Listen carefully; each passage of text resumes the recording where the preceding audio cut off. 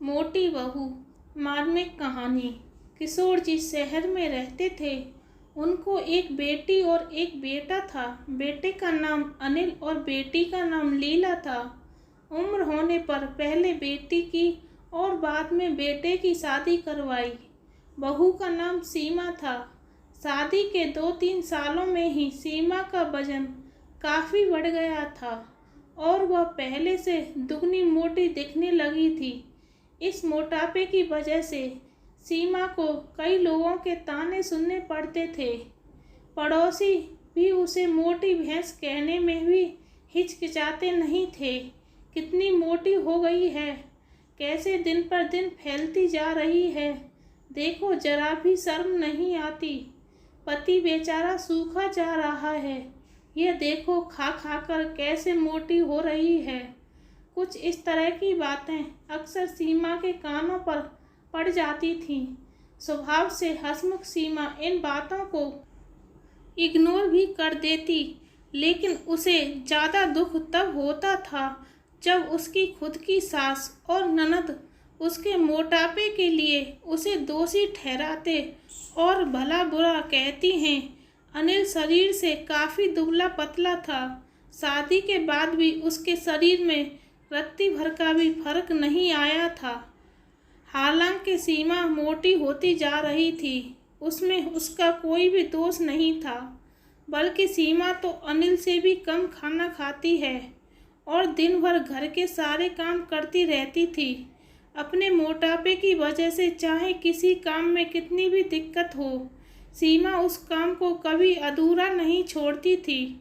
उसने घरेलू नुस्खे और कई तरह के उपाय करके अपना मोटापा कम करने की कोशिश की थी, लेकिन शायद उसके शरीर के हार्मोन्स ही थे जो उसे मोटा बनाए रखे थे। अनिल को उसके मोटापे से कोई हरकत नहीं।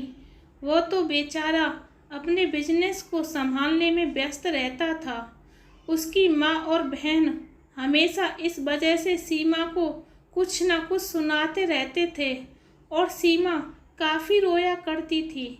सीमा जब भी मौका मिलता अपने पति से इस बारे में बात करती थी और कहती थी कि अपनी माँ और बहन को समझाओ, मैं मोटी हूँ, उसमें मेरा क्या दोष है, पूरी दुनिया मुझे कुछ भी कहे, मुझे फ़र्क नहीं पड़ता, लेकिन जब मेरे अपने के मुझे भला बुरा कहते हैं तो मुझे काफ़ी दुख होता है।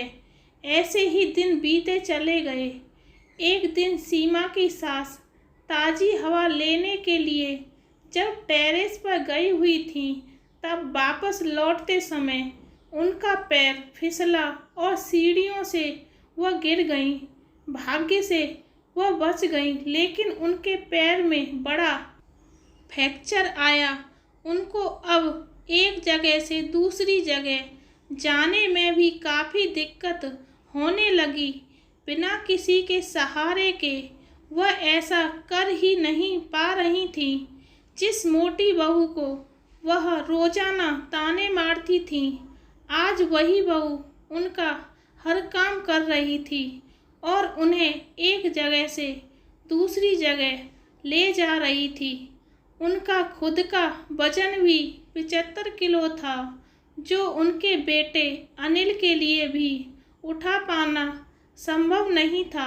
हमको विचार आया कि बहू शरीर से भरी पूरी नहीं होती तो आज उनका क्या होता है।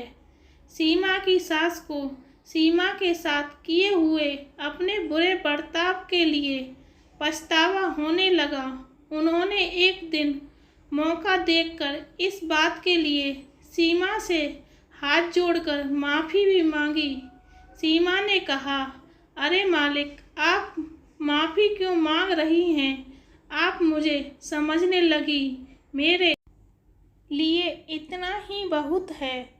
उस दिन के बाद सीमा के साथ में कभी भी उसे उसके मोटापे की वजह से एक शब्द भी नहीं बोला, बल्कि तो उन लोगों से लड़ जाती थी जो सीमा को मोटी कहकर उसकी बुराई करते थे। सीमा की ननद भी इस घटना के बाद उसे इस विषय पर कुछ भी न कह सकी। खुश मिजाजी सीमा अब पहले की तरह ही सब कुछ भुलाकर खुश रहने लगी। दोस्तों, हमारे समाज में, हमारे आसपास आपको ऐसे कई लोग मिल जाएंगे जो दूसरों को उनके शरीर की बनावट के हिसाब से गलत नाम देते हैं या उन्हें नीचा समझते हैं।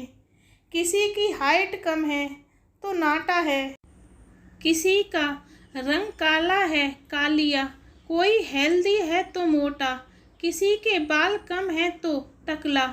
हमें ऐसी सोच रखना गलत है। धन्यवाद।